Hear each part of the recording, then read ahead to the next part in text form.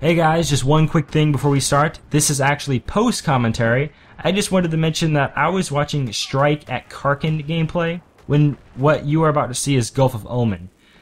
I wanted to post the Gulf of Oman gameplay, and for some reason I was watching the Strike at Karkand, so I may make some wrong references to some things. I started to realize this toward the end when things really didn't look right, so but it won't be much of a problem because I wasn't really talking about Sharqi of Karkand the whole time. It was mostly generalizing the whole DLC.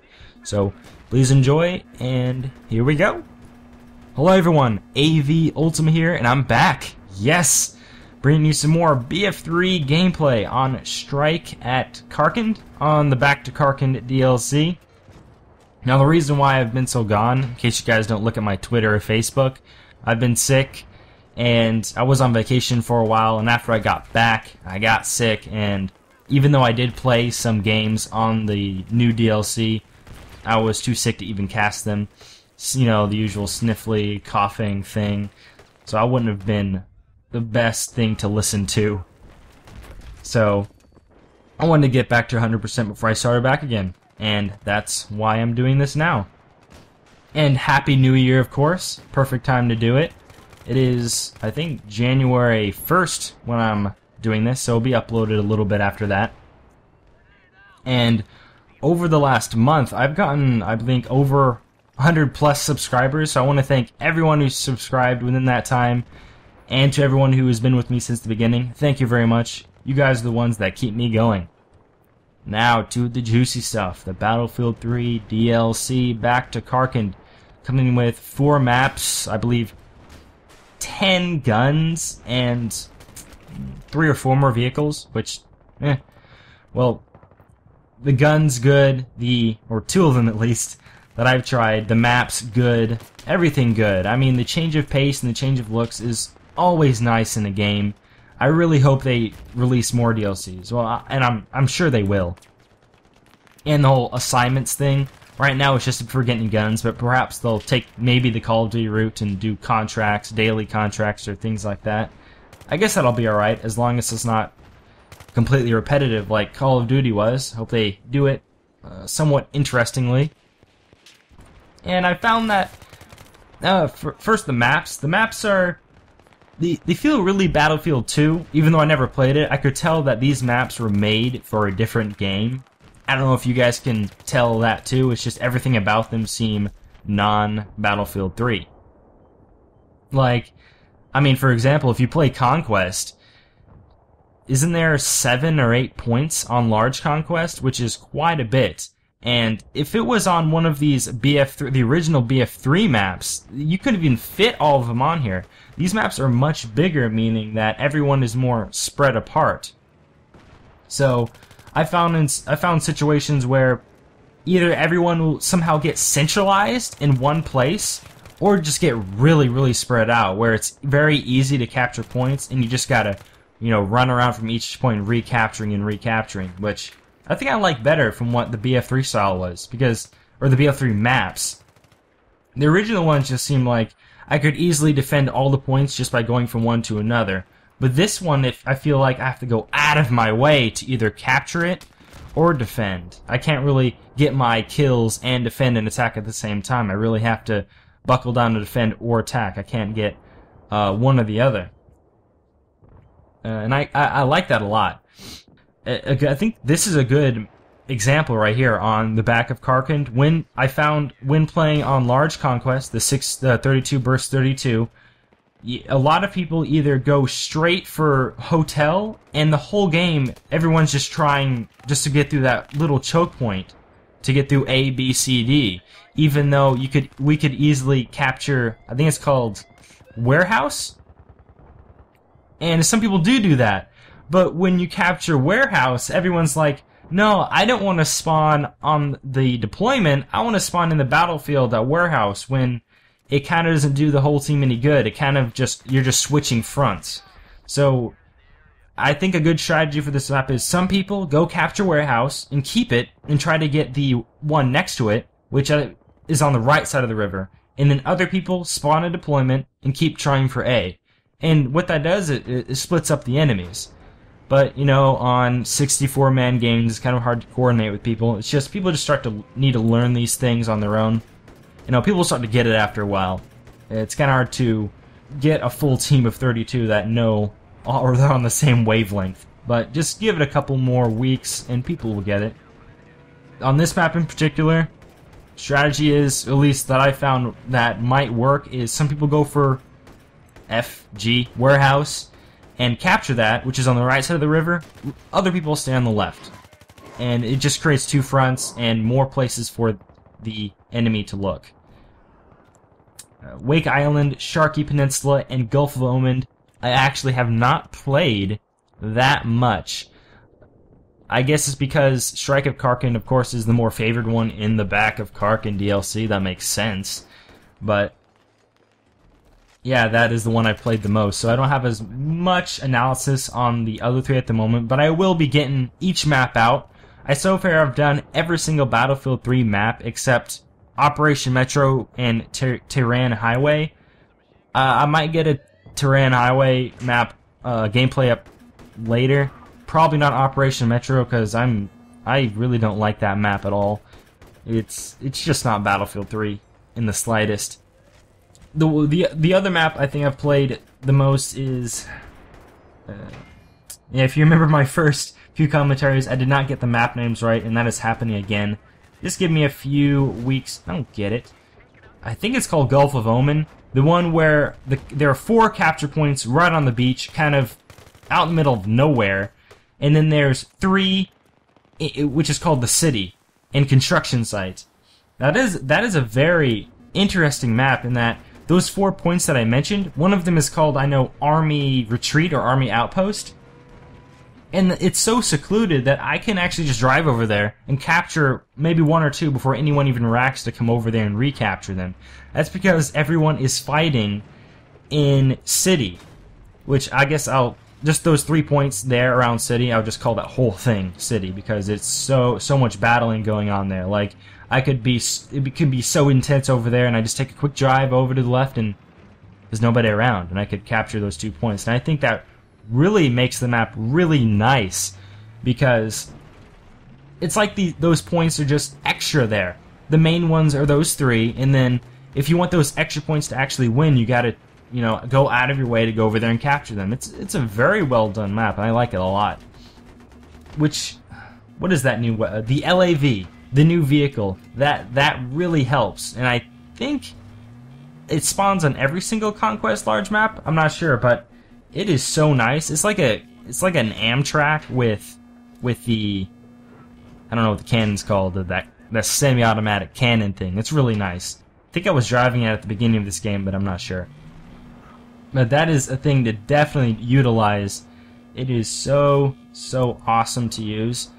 On this map in particular, I went 23-0, and no, I didn't record it because I was just in the vehicle the whole time. It may seem exciting to the person, you know, actually playing and going 23-0, but it's not actually that exciting to watch. I don't know, maybe I should have recorded it, but I don't know. Just tell them if you guys actually want to see flawless gameplays. Usually, they're not the most exciting. The most exciting ones is where you actually die, because that means you're actually in the battlefield doing things. But just tell them if you guys want it. And I guess I'll try to get a flawless, but it's very hard to do it with not actually helping the team at all. But yeah, that LAV thing, definitely use it, because it's similar to an Amtrak, and maybe a bit weaker. I found that a lot of people spawn on it, and you're able to carry people around to each point and get behind enemy lines and plant them down. And that's what I did on both Gulf of Oman and this map, Strike at Karkand. I just get in the LAV and drive people around and capture all the points, and it's really fun and nice. It's very similar to the Amtrak, which reminds me, I think later in this game is there an Amtrak on this map? I don't know, but I think it's this gameplay where I get into an Amtrak and I just drive around and just all by myself in that Amtrak, and I just planted all the points. Surprisingly, it was very easy, because the Amtrak, of course, it's very hard to destroy. It may have the same armor capabilities as a tank, maybe even more. I mean, of course, it works as a mobile spawn, so I guess you could say once you're in the Amtrak, the whole team is your squad, so if you use it perfectly, you can win a match. I do remember playing what I think my first or second game on the Gulf of Oman. The attacking team absolutely destroyed us because we couldn't control their Amtrak. They were just getting into it and driving straight at to us, and they would literally drive the Amtrak straight into the bomb, and then constantly people would be spawning on it, and it'd be really hard to go up there and actually destroy it because it takes so long, and not to mention the people spawning on it, it just got so crazy, and they used the Amtrak perfectly. And of course, I think we ended up losing that one, but we ended up losing it very nicely, or at least, can you really lose something nicely? I don't know, I guess I can only say that. But yeah, losing a game, when you do lose a game, just look at how you lost it, and I found out that the Amtrak is much better than, I guess I thought it was good, but it is really good, and how well you could use it, especially by yourself.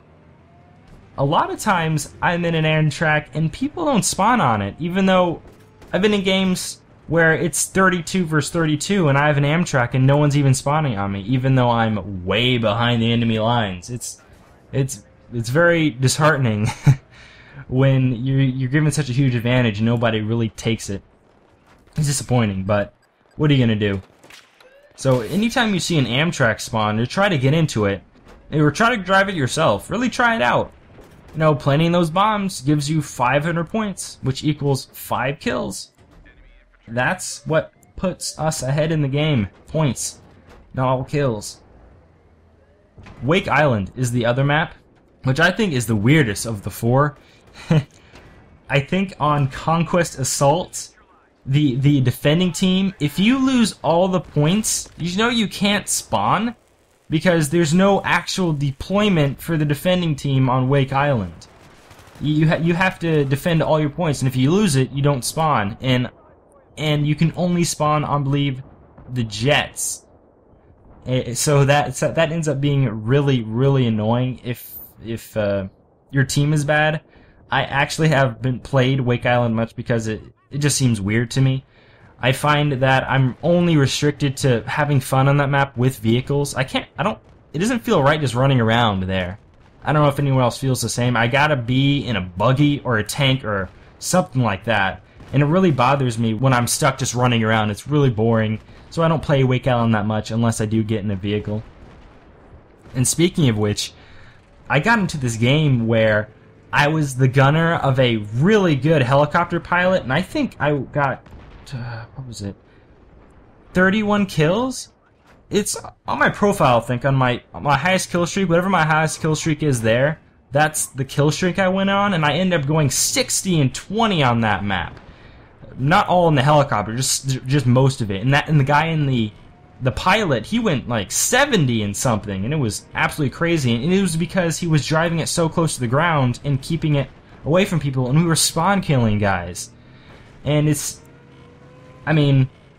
legitimate strategy, I'd say. Some servers don't allow spawn raping, I don't think, but I don't know, spawn trapping, I guess it's a Call of Duty thing, I guess. I'd always thought spawn trapping was a strategy you could use, and if you were a good team, you can easily get out of the spawn trap. But this helicopter gunner was so good, he would use the ECM jammer, go low, wait for it to come back up, and we just, like, kill them. I just see guys running everywhere. And I've done this multiple times. This isn't a one-time occurrence, so I guess Wake Island is a really easy map to get spawn killed on, and I've been on the receiving end of it. I don't know if it was like that in BF2. Any of you veterans to Wake Island tell me, hey, well, Wake Island's always been like that, or no, the playing BF3 gameplay on Wake Island is definitely different from what BF2 was. And that goes back to what I said before about these maps were definitely made for BF2. But considering the whole Wake Island thing and me using mostly vehicles on it, like jets or helicopters, I'll probably record myself getting in a helicopter or jet in that and post it. Maybe not a full game of it, unless I do extremely well, like what I mentioned before.